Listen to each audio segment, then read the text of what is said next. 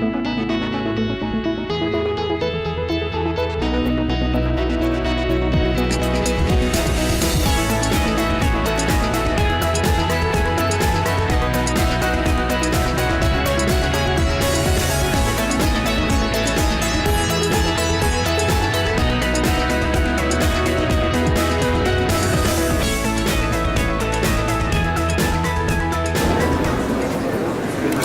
have been blessed by amazing moderators today, and we're going out with our last plenary session in style with the person who you probably may not recognize his face, but you know his voice.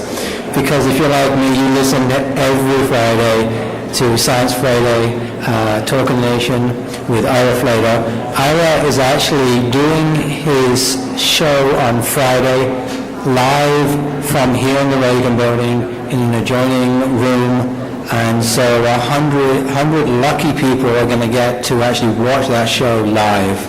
I've got actually a bribe in to the people guarding the door so that I can slip in and out and catch some moments, because it is going to be a terrific moment. So on that note, let me turn the mic over to Ira. Thank you so much. Thank you very much. Unfortunately, I do look like my voice. It's been a long afternoon. I've been here all afternoon taking notes, and we've heard a lot of things that have been talked about. I've been doing science reporting for 40 years now. In fact, my first science story was Earth Day 1 back in 1970. So I've discovered in all those years of doing science reporting that there are a couple of issues that never go away, that are always here. One is that we're going to have nuclear fusion 30 years from now. Every year it's 30 years from now. And that every 15 years we're going to do something about the Gulf. I remember moderating a panel discussion of governors of the Gulf states. This has got to be 15 years ago.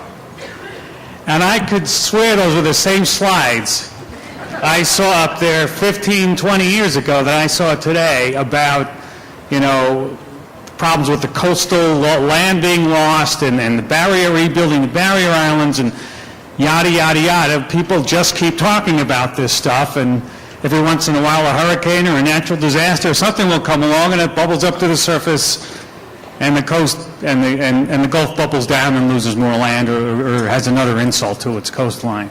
So it's a constant thing, and having spent 10 years as a reporter in Washington when watching the machinations, I know that you folks in the audience work somewhere in government. You wouldn't be here.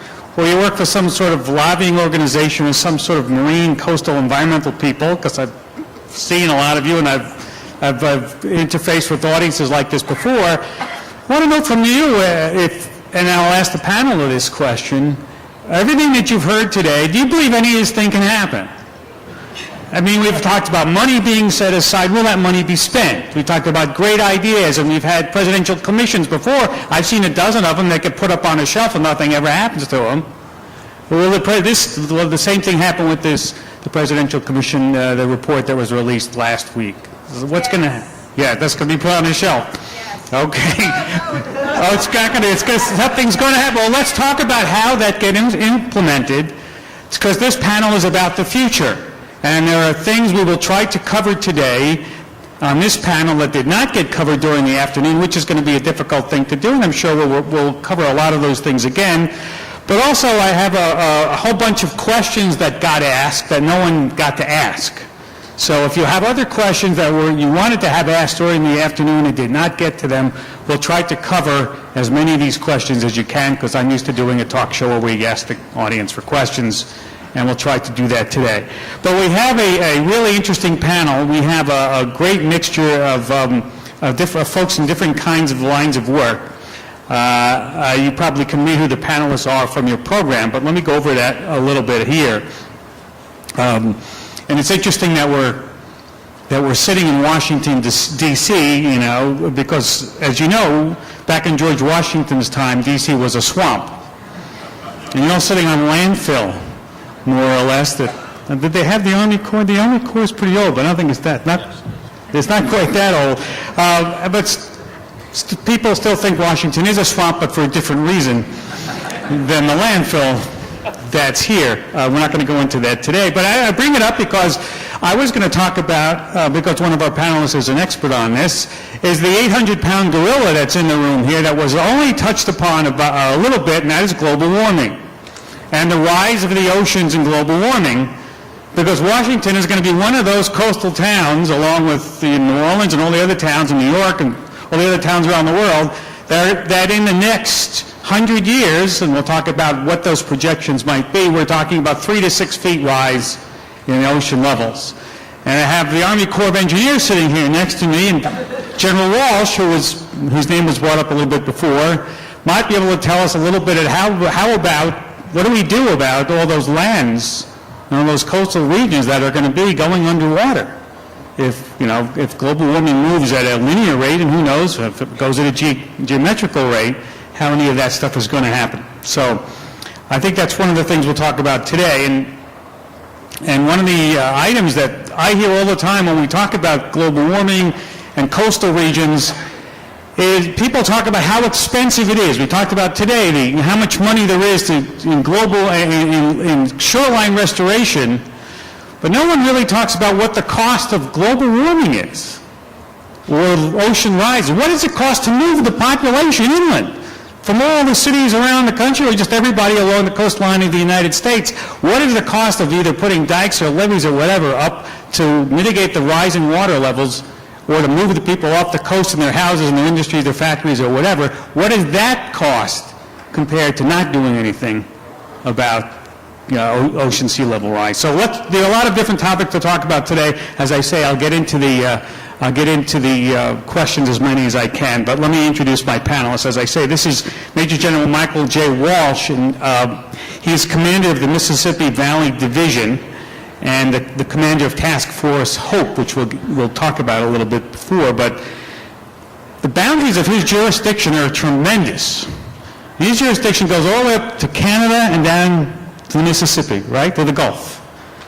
And if you have questions about the Gulf, he's here to answer questions about the Army Corps of Engineers and their role in it. And maybe we'll talk a little bit about maybe what the charge of the Army Corps should be in the future.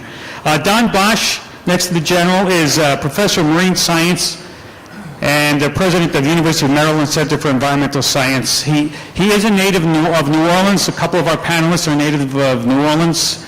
Cokie Roberts tried to get me to speak that word correctly for 20 years. How do you say New Orleans? And Dr. Bosch has conducted research on coastal ecosystems around the world, and he also specializes in talking about global warming and ocean sea level rise, and maybe he'll be able to fill us in a little bit on what's happening there. He has an interesting talk that I'll mention later. Dr. William Walker is Executive Director of the Mississippi Department of Marine Resources. Dr. Walker completed a 28-year career at the University of Southern Mississippi, USM, in the Gulf Coast Research Laboratory, where he served as Associate Director. Dr. Walker, I think, entered into the public eye when in early August he issued an order to coastal municipalities to stop all BP-funded oil spill work in the Gulf because of diminishing threat from the Deepwater Horizon oil spill. Made a lot of people angry, but that was how he saw it, and he called it, and he'll talk with me a little bit about that if you'd like. Cindy Brown is Director of the Gulf of Mexico program of the Nature Conservancy. And you've heard about the Nature Conservancy, and their goal in the Gulf is to accelerate the pace and scale of restoration of key Gulf ecosystems. And one of Cindy Brown's projects, which really is interesting to me, and we'll talk about this, is to help restore the oyster reefs, vital oyster reefs of not just the Gulf, but actually the entire U.S. coastline. And she says that 85% of the oyster reefs have been destroyed. And if you like oysters, and you can go to their website and actually watch how they're starting up on the East Coast and moving all the way down to the south, how all the oyster reefs have gradually been destroyed. And the Conservancy has created a 3-pronged restoration plan with a document that they call Gulf 2020. So let me begin with Cindy and see if there's any opening statements or anything you'd like to talk about first. I'd like for everybody just to look at this slide for just a few seconds and let it sear on your brain. We all have the image of the well spewing oil into the Gulf for days and weeks and months, seared in our brain. And I heard reference made to the Gulf in the opening presentation actually this morning before a lot of you got here. There was a film that detailed the growth of the oil and gas industry in the Gulf of Mexico. And in fact, at one point in our history, I guess we regarded the Gulf of Mexico as the Dead Sea, because we had sacrificed it theoretically for so much development. I'm here to tell you that the Gulf is not a Dead Sea. It is very much alive and thriving, as these pictures demonstrate. They're not doctored. They're actual places and species from the Gulf of Mexico. So even though we see the Gulf as a major producer of oil and gas and commerce and so forth, it's also an extremely important part of the world from a biodiversity standpoint. Over 15,000 species of plants and animals have been documented here. The Heart Institute actually recently made that report. The Conservancy has been part of this system, the Gulf of Mexico, for 35 years. We've got dozens of projects across the Gulf, many staff, many offices in every state that touches the Gulf. And so it's our belief and our knowledge that, in fact, restoration of the Gulf of Mexico is very doable. It's our vision that in doing so, we're going to create jobs and stimulate local economies in the short term, and in the long term, of course, provide all of those ecosystem services and functions that we've been talking about all day. What I guess I'd like to emphasize, because we've talked a lot about plans, is that in fact there are plans and programs and projects that are ready to go right now. We've got many proof of concept projects across the Gulf of Mexico, small scale projects that are ready to be scaled up. What we need, of course, are the financial resources to do that. What I want to share with you today, though, is a story of hope, and it has to do with oysters. So if I can just quickly go through my story of restoring an oyster reef, I'd appreciate it. There's a place along the Gulf Coast where, those of us who are from the Gulf and who've survived Katrina and the oil spill and all of the disasters that have hit are pretty beaten down, to be honest. But we're not giving up. There's a place along the Gulf Coast in Alabama, Mobile Bay, where folks are really sort of gathering their wits about them, collecting their resources, and are ready to make a difference regardless of what Congress does, although Congress designating Clean Water Act penalties would certainly help. The coast of Alabama was hard hit by the oil spill, but before that, the oyster resource was greatly decimated, as it has been across the Gulf Coast. And oysters are important. They provide food, as you mentioned, Valerie, but they also cleanse water, they protect shorelines, they provide habitat for other fish. And the Conservancy made an investment through the help of NOAA, American Recovery and Reinvestment Act funds just a couple of years ago to scale up what have been very small-scale demonstration projects. We've begun to build over a mile of oyster reef in Mobile Bay. We were almost finished with that project when the oil spill hit, and we spent the next several months just simply trying to protect it. If you can see the next slide, what I'd like to report is that the reef was spared any major oiling, and in fact we're now seeing spat, that's the slide I'd like for you to see, spat actually beginning to, so baby oyster larvae beginning to set on the substrate that we installed. It's a story of hope, and I think what it tells us is that even in the face of what has been the largest oil spill offshore in America's history, restoration is possible. The oil spill and what's happened as a result of the Deepwater Horizon and what's happened there in Mobile Bay is also giving us hope. Several partners have come together, including the Nature Conservancy, Mobile Bay Keepers, Alabama Coastal Foundation, and the Ocean Foundation, more determined than ever after this oil spill to do something about their coastal environment.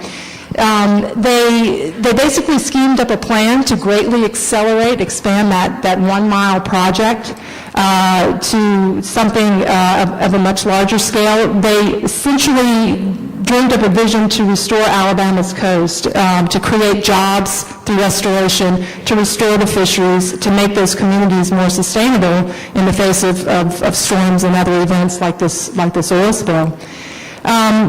We're calling their vision 101,000. I think it's been referred to maybe earlier today. Essentially, the idea is to build 100 miles of oyster reef and to restore 1,000 acres of seagrasses and marshes. Next slide. I don't know if any of you have any free time this weekend, but the next installation, or I should say the first installation of 101,000 is actually going in this weekend, okay?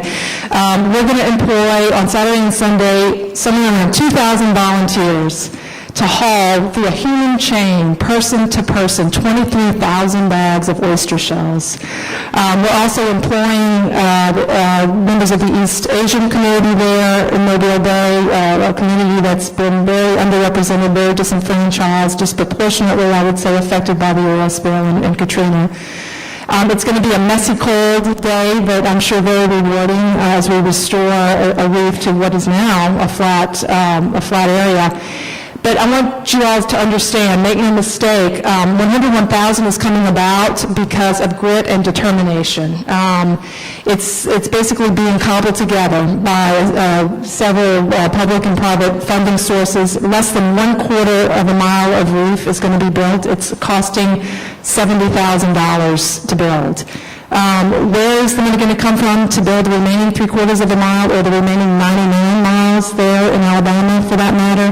We have no idea. 101,000, like so many projects across the Gulf, and again, we have dozens of them where we've proven that restoration works, is literally a diamond in a rough. You know, we're restoring thousands of acres of seagrass in Mississippi Sound. In Texas, we're we're running out of time. Okay, I'm almost done. My point is that there are many, many projects like this one that just need the political will of this nation and public funding to get them going. Okay, thank And if you have nothing to do, come help us. Okay. Let me move down the row here and get to our next speaker. Dr. Walker, would you like to give an opening statement? Cindy is absolutely correct, and other folks earlier today have said this too. The Gulf is a pretty special place. With a gross domestic product of over $2.2 trillion, the Gulf supports 20 million jobs, produces 27% of the nation's crude oil, houses 7 of the nation's 10 ports, produces 1.2 billion pounds of seafood a year, and provides 50% of the nation's wetlands. So yes, it's something that we need to protect, and we haven't done a very good job of doing that over the last couple of decades. On April 20th, the Deepwater Horizon oil rig exploded and sank. 11 people died. 4.9 million barrels of oil, roughly, were released into the Gulf until the well was capped on July the 15th. Oil reached the shores of Florida, Alabama, Mississippi, and Louisiana. All of the effective states are now moving forward with plans for the future, and this section is visions for the future. Our vision has to be beyond the oil spill, as Chip Grote pointed out in his talk this afternoon. You know, if all we accomplish in 10 years is to get back to where we were before the spill, we will have failed. You know, this gives us an opportunity, as did the hurricanes of 2005, to collectively look forward 15 to 20 years into the future and paint a picture of what we want collectively our Gulf region to look like and function like at that point in time, and to determine what are the things that we need to do today and tomorrow and next week and next month and next year, so that those people who are around 20 years from now can look back and say, you know, those old guys back there, they did a pretty good job in those old days. And as David Yaskowitz pointed out earlier, we're lucky in the Gulf. We've been being told for years by smart people like the Pew Commission, Ocean Commission, that we needed to manage our large water bodies differently.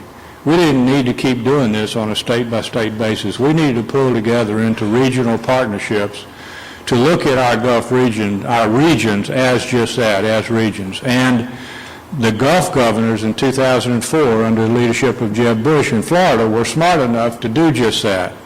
They pulled together an agreement with all the governors in the region to form the Gulf of Mexico Alliance. It's a state-led, federally supported partnership dedicated to working together to ensure the environmental and economic stability of the Gulf region. And because of this partnership, the Gulf region is better equipped to handle regional disasters such as hurricanes and this oil spill. Because of this partnership, the Gulf region, prior to the Deepwater Horizon accident, had in place a plan, multiple plans actually, to restore and renew the region following Hurricanes Katrina and Rita. And this plan will serve us well as we strive to recover and restore after the oil spill. 3 Gulf states, Alabama, Mississippi, and Louisiana, convened commissions to provide visions for moving forward after the spill. These groups were comprised of business leaders, elected officials, academicians, and citizens. And they considered all of the state and federal plans currently out there: the Gulf of Mexico Alliance Action Plan, the Mississippi Coastal Improvement Plan, the Louisiana Coastal Protection and Restoration Act, the Sea Grant Plan for the Gulf, and others. And they tailored a plan that would, 1, provide for the needs of their state, and 2, produce a healthier, more resilient, sustainable Gulf region. Funding for implementation of these plans will come from a variety of sources. The Oil Pollution Act, the narrative process was described in the last panel. The Gulf Coast Ecosystem Restoration Task Force that's funded or sponsored by EPA, that was talked about in the last session. Clean Water Act penalties, Mississippi and Louisiana coastal improvement programs that the Army Corps of Engineers are working with those states to produce. Gulf Coast Restoration Effort funds under Navy Secretary Ray Mabus. NOAA and EPA annual funding to GOMA and the Gulf states. The Gulf of Mexico Research Initiative that has been mentioned a couple of times, the $500 million from BP. Gulf of Mexico Economic Securities Act, GOMESA, which is a DOI program, a continuation of sorts of the CAP program that's provided revenues from oil and gas activities back to the oil-producing states, and others. So the Gulf states impacted by the oil spill, because of their interaction through the Gulf of Mexico Alliance, are well positioned to recover and restore their state and region as a whole far beyond the impacts of this oil spill. We are investing in restoration plans currently in place. Some of these are actually underway now. Others will commence as funding becomes available. And as a region, we're confident that by working together, we will be successful in recovering from this disaster, with the result being a healthier and more sustainable Gulf of Mexico region. Thanks, Ira. Thank you very much. Don Bosch? Thanks, Ira. I fell in love with the Gulf Coast as a young boy growing up there, and so much so I decided I wanted to make my profession studying the ocean. And so I've been extraordinarily gratified to be asked by the President to serve on the Oil Spill Commission and to contribute towards a vision about the future of this region. I think for those of you who've stuck around the whole day and have heard Bob Graham and Bill Riley speak about our work this morning, it's been great leadership that they've shown us to address these issues, and I'm optimistic that we'll be able to implement many of our recommendations. Now, as Ira pointed out, I also work on climate change issues, and in point of fact, at the same time I'm doing the Oil Spill Commission work, I'm serving on another prestigious committee of the National Academy called America's Climate Choices. So as I watch this tragedy unfold, the deep irony, here we are with this disaster because we've been trying to get this fossil fuel out of the earth as fast as possible from the Gulf of Mexico. And for a variety of reasons, we all know that we need these resources and so on. But what the consequence is that as we began to respond to this oil spill and worry about protecting our shorelines and marshes and barrier islands, looked at in the big picture, we were actually trying to protect things that may well be underwater in 20 years. If we don't also deal with our addiction to oil and the need to get off of fossil fuels and make this transition. Senator Graham talked about this morning, and we were told by the President when he informed us, our job is not to recommend national energy policy, but obviously, I think what people of the Gulf Coast need to realize that they're among the most vulnerable parts of our country with respect to climate change. And if anything, my harsh message, my tough love message is that as we deal with our future in the restoration of there, we need to get real. We need to take seriously this risk. The Gulf Coast area should be leaders in this transition to a renewable energy future because they have the most at stake. The harsh reality of it is, though, is that in most of those Gulf states, you really can't talk about this. It's not part of the political rhetoric right now. That has to change.